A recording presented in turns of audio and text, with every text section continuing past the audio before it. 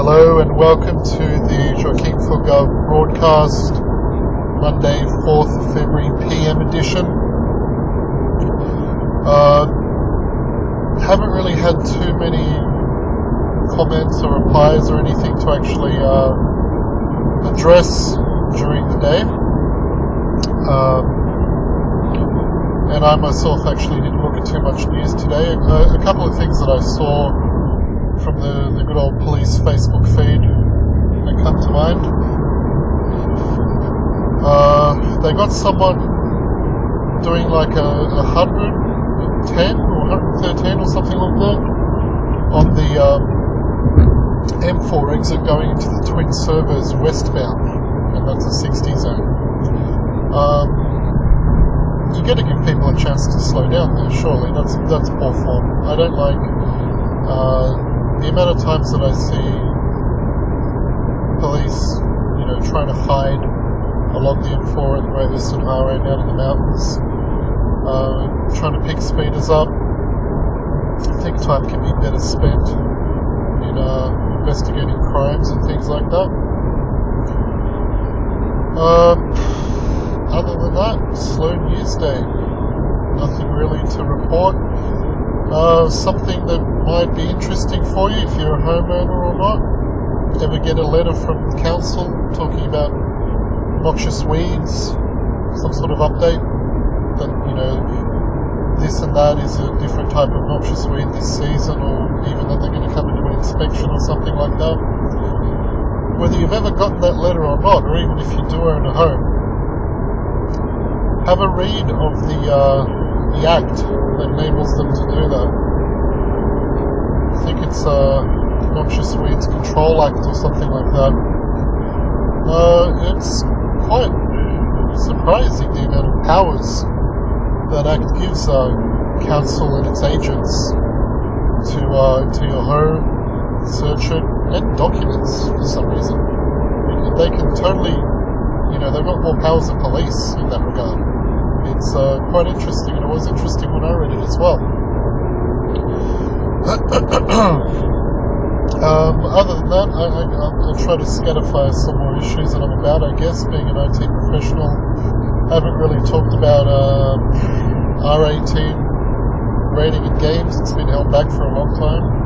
Obviously, I'm for that. Conroy was really, really holding that back. And I think people had to go to the lengths of forming a party and or challenging his seat to get that through, which is just silliness. So it's good that that's happening, but I think last time I read it, there was some strange loophole where only things that were originally rated would be allowed to be reviewed to be classified as 18 plus or something like that. So who knows if that's still going on or not.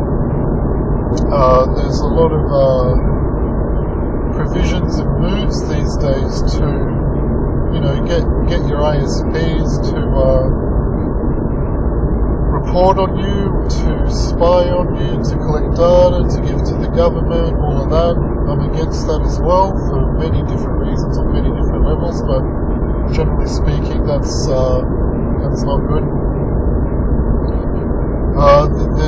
The good old net censor, where the government would arbitrarily decide a certain site was blacklisted and that would be secret and you wouldn't be able to view it, and that was just really terrible. And anytime they suggest that, just oppose it, because it won't resolve anything that they claim that it can resolve. People that know what they're doing will be able to get around it. There's a very good chance it will, cripple our internet performance, but maybe that's what the NBN is there to help. So really, all it's doing is a mechanism to block off areas of the internet to the general public, the people that don't know how to get around these limitations. And what is that?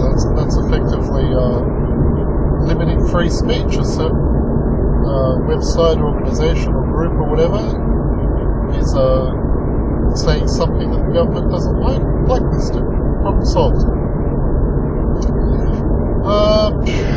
Personally, I think I've already gone into a couple of things. I don't really need to rehash that.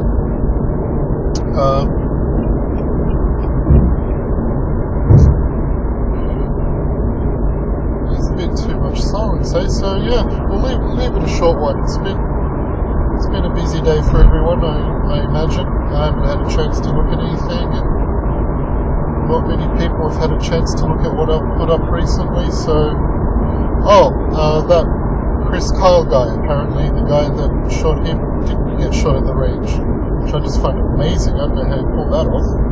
So let's hope he does stay alive and has some interesting things to say. This is really more trivia. It's got nothing to do with Australia or our government or anything like that, but you know, anytime anything happens in the Western world these days with gun crime, it seems to always reflect here and someone talking about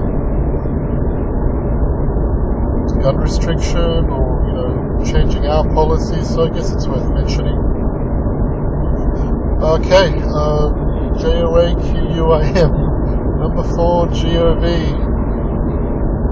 Send me something to talk about, otherwise I'm going to have to do some more browsing of current affairs and news and things like that. Or I could just think of more things to talk about myself, or interesting bits and pieces of legislation that you should read. There's another one for you. If you are anti-gun or think it should be further restricted, read the actual Firearms Act and regulations and see how strict it is already, and see if your concerns aren't already covered.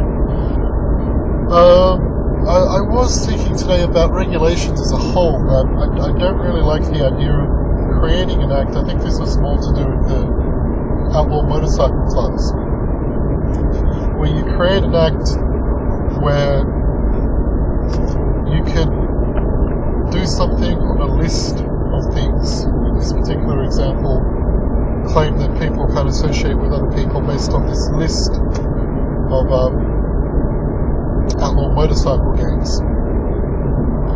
And it's just, in this particular occasion, I think it's decided by an individual or something like that, probably gazetted.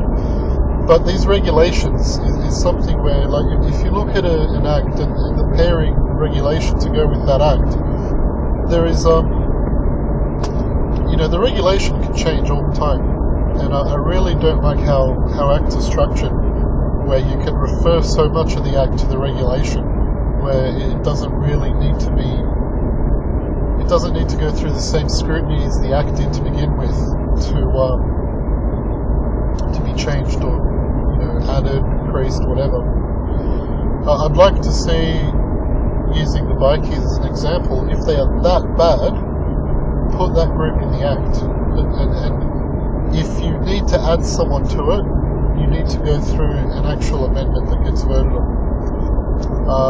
I don't even think you need to go that far. Obviously, I've talked before about the freedom of association problem that creates, but if things are that serious, then you should do that. Add the specific things that you need to change in the actual legislation and stop putting so much in regulations. I've always thought that the best legislation is the least worded. You get the idea, you get the specific out. The more you need to put into it, the more you can create loopholes and misinterpretations and conflicting interpretations and all kinds of things. I could talk a little bit more about the cops, I guess, and how I said don't let them search you or your car. 9:30, yeah, that can start getting long. Yeah, let's leave it at that today. So have a good Monday night, Tuesday morning, and spread it out again still, and I'll see you tomorrow. Okay, bye.